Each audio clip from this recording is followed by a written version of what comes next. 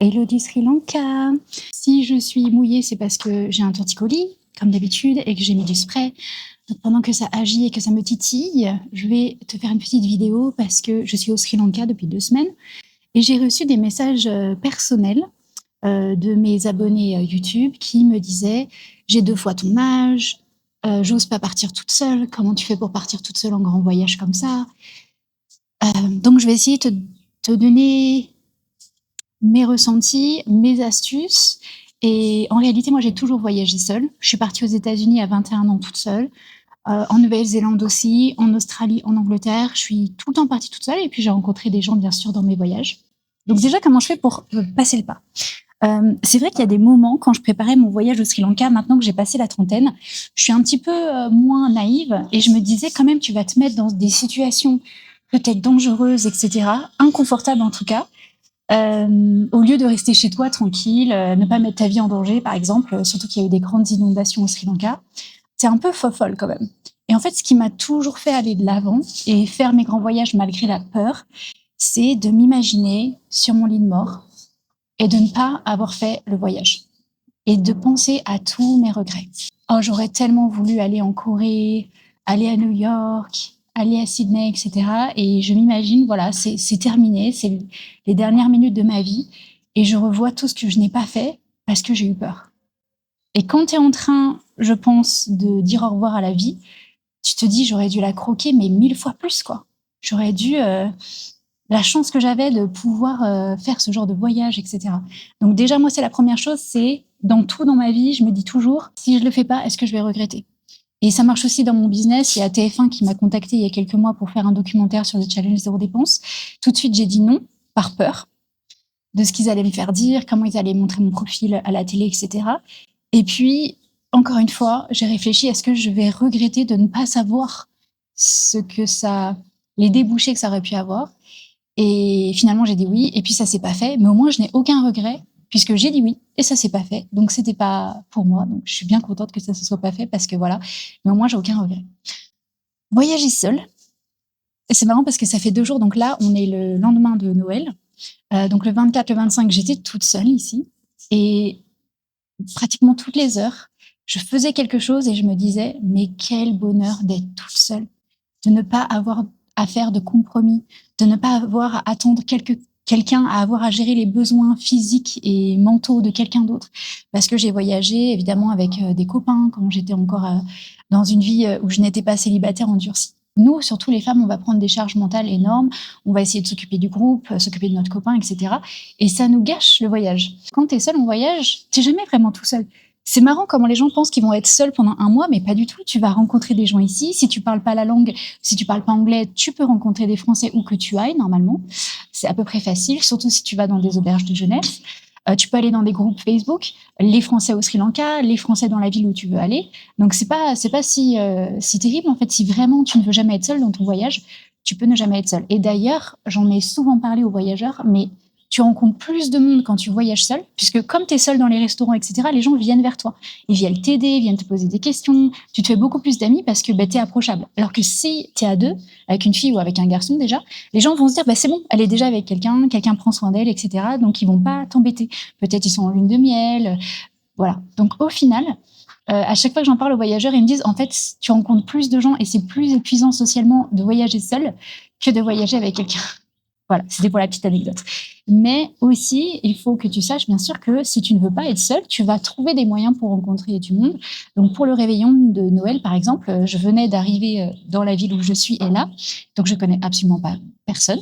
Et du coup, j'ai pris un cours de cuisine où à la fin du cours de cuisine sri-lankaise, on mange tous ensemble, tous les gens qui avaient pris ce cours. Donc, je me suis retrouvée avec un couple de Danois et un couple d'Indiens. Et du coup, on a fait la cuisine ensemble pendant 3 heures. Donc, on a discuté, on a commencé à sympathiser, etc. Et ensuite, on a mangé ensemble pour le réveillon, du coup. Et c'était merveilleux. On a parlé de l'intelligence artificielle, du Sri Lanka, évidemment, du voyage qu'on est en train de faire, des guerres dont on n'est pas au courant en tant qu'Européens. enfin voilà, c'est parti en cacahuète, mais c'était génial. Et je me suis pas sentie une seule fois seule puisque j'étais avec des gens et on parlait, on discutait. Donc voilà, déjà, si ça peut te rassurer, dis-toi que où que tu ailles, tu rencontreras des gens et que même si tu parles pas la langue, on trouve des moyens de communiquer. Maintenant, il y a Internet, tu peux faire des traductions sur ton téléphone, etc. Ça, c'était le seul moment vraiment où j'avais du monde avec moi. Et le reste du 24 et 25 décembre, je suis allée au spa, j'ai fait une randonnée. Et ma rando, c'était trop bien parce que j'ai écouté mon corps et au final, j'ai pris un tuk-tuk pour la moitié du trajet. Et puis le reste, je l'ai marché parce que je sentais que j'étais très fatiguée, il fallait que je fasse attention. J'avais quand même envie de marcher. Donc j'ai fait à ma manière, où j'ai fait à moitié-moitié. Arrivée au sommet, je me suis pris un thé. Donc et j'avais pas une petite voix à côté de moi, surtout c'est les mecs, qui vont être là, j'en ai marre, en fait c'était nul, je suis fatiguée, j'ai faim, où sont les toilettes, comment on fait pour revenir, etc. D'ailleurs, petite anecdote, mais pendant le réveillon, quand je mangeais avec les Indiens et les Danois, le couple d'Indiens, j'ai essayé de rien dire parce que je sais que c'est aussi culturel, mais la femme, donc c'était un couple marié, et la femme disait que elle aimait pas forcément son voyage au Sri Lanka parce qu'à cause d'Instagram et de la préparation de toutes les activités, en fait, elle voyait tout en avance. Elle voyait les cafés, elle voyait les randos, etc. Et lui, par contre, il vivait son voyage complètement différent, son mari, puisqu'elle l'emmenait comme si c'était une guide. Et lui, il découvrait tout. Il ne savait pas où il allait, il savait pas les randos qu'ils allaient faire, il savait pas ce qu'ils allaient manger. Donc pour lui, c'était Noël tous les jours, quoi. Et ça, c'est quelque chose, je pense, que beaucoup de couples vivent quand ils voyagent. Et on se dit souvent qu'un couple qui part dans un grand voyage, c'est soit il se marie à la fin du voyage, soit il se quitte. Il y a deux chemins, parce que c'est pendant un voyage que tu vas découvrir comment est-ce que la personne va gérer la fatigue, le stress, les problèmes de dernière minute, etc. Et au final, je pense que quand on commence, surtout quand on est jeune, c'est bien de partir seul parce que ça va t'apprendre qui tu es. Comment est-ce que tu gères les situations quand tu es seul, apprendre à demander de l'aide. En fait, c'est énormément de maturité de voyager seul. Et c'est tellement calme, c'est tellement agréable. Genre là, j'ai voulu prendre une belle chambre pour moi toute seule. J'avais pas quelqu'un avec qui gérer le budget. Enfin bref, moi vraiment, je préfère voyager seule et rencontrer des gens ici au Sri Lanka qui ont fait la même décision que moi de mettre de l'argent de côté pour venir jusqu'ici, que d'avoir traîné une amie qui voulait pas venir. Moi, j'ai une amie, elle me dit demain, je veux partir en Islande, mets 5 000 € de côté pour venir avec moi. Déjà, je dirais non. Et si elle me dit non, mais j'ai gagné, je l'ai gagné le truc, ça va te coûter que 100 €, le voyage compris, ben ça sera aussi non. Parce que le problème, quand tu vas quelque part et que tu as envie de faire quelque chose, ben, c'est difficile de trouver quelqu'un qui veut aussi le faire avec toi. Il y a 2 jours, j'ai réalisé que j'ai fait un voyage seule pendant 3 mois en Corée où j'étais vraiment seule. Genre dans quelques hostels, je me suis fait des copines pendant 2, 3 jours, mais après elles repartaient ou moi je repartais. Et j'étais seule pendant 3 mois. Et c'est à ce moment-là que, quand tu es seule et que bien sûr tu as des moments de pause dans ton voyage, que tu vas arriver dans ces moments de présence totale où en fait c'est comme si tu te faisais une thérapie à toi tout seul, où tu vas vraiment remettre ta vie en question. Tu es dans un nouvel environnement avec des gens qui te connaissent pas, de la nourriture que tu connais pas, des palmiers, ce que tu veux. Et là, tu es seule avec toi-même et tu vas te dire, OK, je vais rentrer dans une semaine, dans un mois, dans 6 mois, chez moi, je vais reprendre ma vie. Qu'est-ce que je veux vraiment reprendre?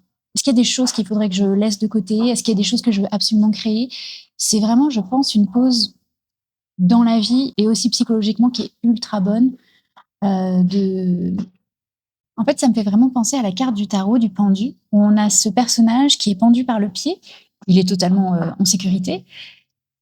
Et en fait, de se mettre à l'envers, donc de se mettre dans une position inconfortable comme elle voyage, ça va l'emmener à faire une pause puisqu'il est bloqué dans sa corde au niveau de son pied. Donc il est bloqué dans un espace-temps. D'ailleurs, autour de lui, il y a des arbres qui font la forme d'un T. Et il a une illumination autour de la tête qui montre que, en changeant de perspective, en se mettant dans cette position inconfortable où son regard est totalement à l'inverse de d'habitude, en prenant cette pause, il va être illuminé par une certaine sagesse, des réalisations qui vont, on le sait très bien, quand il va redescendre de l'arbre, changer complètement son parcours et il va prendre un autre chemin. Et je pense que le voyage seul, c'est exactement ça. Si j'étais venue avec un groupe, ça aurait pas été du tout pareil. J'aurais peut-être appris des choses sur moi en tant que personne dans un groupe, comme j'ai fait une retraite il y a une semaine de yoga et de Reiki, où j'étais dans un groupe où j'ai beaucoup réfléchi à mes interactions avec les filles, comment je leur posais des questions, quel genre de présence j'étais autour d'elles. et c'est autre chose, c'est une autre, réflexion. Hem, mais en fait, j'avoue que je comprends pas trop pourquoi les gens ont peur d'être seuls, parce que si tu es pas à l'aise avec toi-même, comment est-ce que tu peux avoir une belle vie? Parce que tu es ton premier amour, ton seul amour, la personne avec qui tu es sûr de faire toute ta vie. C'est comme les gens qui prennent pas soin de leur corps, mais qui prennent soin de leur maison. Ton corps, c'est ta première maison. Donc revenir à soi, c'est primordial. On dit toujours, dans les avions, si jamais tu dois prendre de l'oxygène, tu dois te donner l'oxygène à toi d'abord avant d'aider les gens autour de toi. Beh, c'est la même chose dans la vie. Il faut d'abord te connaître toi, être à l'aise avec toi-même. Si toi-même, tu es mal à l'aise à être seul pendant toute une semaine dans tes propres pensées, dans ton propre corps, mais alors ta vie doit être tellement inconfortable, et je pense que voyager seul, ça peut te faire réaliser tes états d'âme, tes petits soucis, mentaux, et puis aussi te faire réaliser que peut-être finalement tu es mieux seule. Et je pense qu'il y a des filles comme ça qui sont parties en couple en voyage et qui, au fur et à mesure, se sont dit: «Mais en fait, je passerais un meilleur moment si j'avais une charge mentale qui n'était que moi et moi-même». Et pas, de gérer un mec à côté, qui ne sait rien faire. Ça sent le vécu, hein, mais plus jamais, plus jamais. Et d'ailleurs, c'est quelque chose que j'ai appris pour, je pense souvent à mon mari, parce que je suis quelqu'un qui attend, en fait, mon mari, tout simplement. Je ne vais pas, roucouler avec, des garçons parce que je suis déjà loyale à mon mari que je n'ai pas encore rencontré, et je pense souvent à lui pendant ce voyage et je me dis: «Faut vraiment que je profite de ce voyage célibataire», parce que c'est peut-être le dernier, je ne sais pas, et à la fois, j'ai tellement hâte de faire les choses avec mon mari, mais je veux pas qu'on ait un voyage où on est l'un avec l'autre tout le temps à faire des compromis. Lui, il voulait aller faire une randonnée de 4 heures et moi, je voulais aller au spa. Je pense que là, de voyager seule, ça me fait aussi réaliser, quand je faisais la rando, par exemple, hier, je me disais, je pense que c'est bien les couples qui aussi font des après-midi les uns. Moi, j'ai vraiment grandi dans une famille où ma mère m'a toujours dit: «Moi, je veux tout faire avec mon mari. Genre, c'est mon partenaire, on fait tout. On mange ensemble, on dort ensemble, on fait tout». Et en fait, le problème, c'est que ça doit être tellement rare de trouver quelqu'un qui a exactement les mêmes envies que toi. Moi, je veux aller au spa, je veux faire du yoga. Hier, j'ai mangé une grosse pizza, et peut-être mon mari, enfin, c'est sûr, mon mari, il voudra d'autres choses. Il voudra faire des randonnées, au lever de soleil, ce genre de choses. Et là, je suis vraiment en train d'apprendre que j'ai été élevée dans cette image de le couple collé, hem et finalement que ça me va pas parce que j'ai pas envie de sortir avec moi-même. Je veux quelqu'un qui me ressemble beaucoup. On est collés à la hanche, mais on n'est pas non plus, sur les mêmes activités, et d'apprendre que c'est aussi merveilleux de chacun de son côté avoir son activité. Mais tout ça, tu l'apprends parce que tu sais déjà toi ce que tu veux, et vraiment ça fait 2 jours où j'avais préparé plein d'activités, tout un emploi du temps de fou, et que quand je m'écoute, j'écoute mon corps et mes envies. En fait, j'ai pas envie de faire une randonnée de 6 heures au lever de soleil à 5 heures du matin. J'ai pas envie, je sais pas, il y a plein de trucs en fait que j'ai changé, et j'ai décidé de tourner mon voyage vers le matin, qu'est-ce que j'ai envie de faire? Et chaque heure, je me repose la question: «Est-ce que tu as vraiment envie de manger ça? Est-ce que» Et pour être autant en accord avec toi-même, tu dois forcément être seul. Tu dois forcément voyager seul. Parce que si tu as quelqu'un avec toi, ça va forcément influer et tu vas moins pouvoir t'écouter. Ce que je t'invite à faire, c'est déjà dans ta ville, à faire des activités que tu as peur de faire toute seule. Donc, si tu as peur d'aller au restaurant toute seule. Enfin, ici, je suis au restaurant tous les jours toute seule. Enfin, c'est pas possible. Donc, fais une liste des choses que tu as peur de faire tout seul. Moi, j'adore aller au cinéma toute seule, et j'entends des gens, ils me disent: «Mais jamais j'irai au cinéma tout seul». Mais quoi? Mais tu es assis dans une pièce sombre, tout le monde s'en fiche. Donc, fais une liste de 3, 4 activités que tu as peur de faire seule, dans ta ville, là où tu habites. Mets-les dans ton mois. Jeudi, tu vas au cinéma toute seule. Dimanche, tu vas à la bibliothèque toute seule. Enfin voilà, tu écris les trucs que tu as jamais fait seule. Et pour moi, ça, c'est le premier pas pour savoir si tu vas pouvoir ensuite voyager. Pars en week-end toute seule. Enfin, vraiment, je pense que tu perds une certaine profondeur et intérêt à la vie si tu n'arrives pas à faire des choses toute seule, parce qu'au final, il y a des moments dans la vie où on se retrouve tout seul. Là, j'ai passé Noël toute seule. C'était merveilleux. La journée parfaite. Et il y a d'autres moments où voilà, plus tard, quand je serai plus vieille, peut-être que je vais perdre, mon partenaire. Peut-être que je vais me retrouver dans une ville à connaître personne, et il va falloir que je mette mon petit pied, à l'étrier et que je parte à l'aventure pour rencontrer des gens. Donc, vraiment, ça me rend C'est pour ça que j'ai fait cette vidéo, parce que quand j'ai vu ces quelques messages de femmes plus vieilles que moi qui me disaient: «Je suis incapable de faire ça», et ça me brise le cœur vraiment. De me dire: «Elles sont en train de passer à côté de leur vie. Elles sont en train de passer à côté de qui elles sont, de ce qu'elles aiment, de profondément, mais aussi leur lien avec la vie, avec leurs activités, avec ce qu'elles aiment, quoi». Donc j'espère que ça t'a donné, des petites astuces, envie de voyager seule, ne serait-ce qu'en week-end, et je te promets, voyager seule, c'est vraiment, franchement, c'est merveilleux. Aujourd'hui, j'ai très mal au cou et j'ai pas à gérer quelqu'un avec moi. Je peux, changer mon voyage en fonction de ça. Donc je me suis dit: «Si j'ai encore mal ce soir, par exemple, et je peux toujours pas bouger, je dois partir demain, je dois prendre un train de 5 heures. Et ben tant pis, j'irai prendre un hôtel, je resterai ici 2 jours de plus, c'est pas grave, et personne pourra m'en vouloir puisque je suis toute seule». Donc je m'écoute moi, je fais en fonction de moi. Il y a rien de plus confortable que de voyager seule. Manger quand tu veux manger, dormir quand tu veux dormir. Je suis allée faire la fête, le 24 décembre au réveillon, il y avait un DJ dans un bar, et pendant que je dansais, je m'imaginais être avec quelqu'un. Imagine le gars, il est assis sur ses fesses, il veut pas danser, il veut aller dormir, mais il t'attend parce qu'il a peur que tu rentres toute seule, ou que tu danses avec un autre garçon et je ne sais pas quoi. J'y ai pensé pendant que je dansais. J'ai eu un espèce de flash de toutes mes anciennes relations où le mec voulait pas danser, ou qu'il était grognon, etc. Et là, j'étais seule et j'ai pu danser pendant des heures et m'écouter et me dire, ben, quand la prochaine chanson, là, si je l'aime pas, je m'arrête et je rentre. Quel bonheur, mais quel bonheur!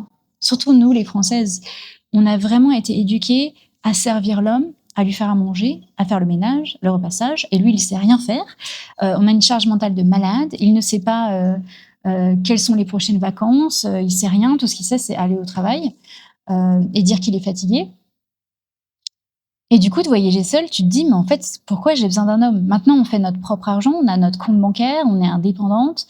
Euh, on n'a pas besoin d'avoir un enfant avec nous qu'il faut habiller, laver, nourrir. Enfin, pour moi, les Français, c'est vraiment des enfants, les Latinos en tout cas, Espagnols, Italiens, Français, la grande majorité des hommes, c'est vraiment des gens qu'il faut gérer comme des enfants parce qu'ils ont été élevés comme ça. Leur mère a tout géré pour eux. Ils n'ont jamais appris à cuisiner correctement, à faire le ménage. Si eux, ils en ont pas l'intérêt, ils laissent tomber et puis leur femme va gérer le truc. Et moi, je suis de l'autre côté de tout ça. Je suis vraiment du côté de... Est-ce qu'ils attendent les gens pour faire des travaux parce que je suis en train de faire une vidéo YouTube? Genre, ils attendent et ils disent rien. Ils sont en train de faire des travaux juste en face, là, et ils faisaient... Et là, ils attendent et ils parlent pas. Je sais pas ce qu'ils font. Donc, dans le doute, je vais te laisser là. Mais voilà, je pense qu'il faut que tu réfléchisses vraiment à ce qu'est le célibat pour toi, à ce qu'est être seule pour toi, et de te rendre compte que si tu embrasses cette situation totalement, il y a rien de plus merveilleux, apaisant, confortable. Voilà. À bientôt, bisous.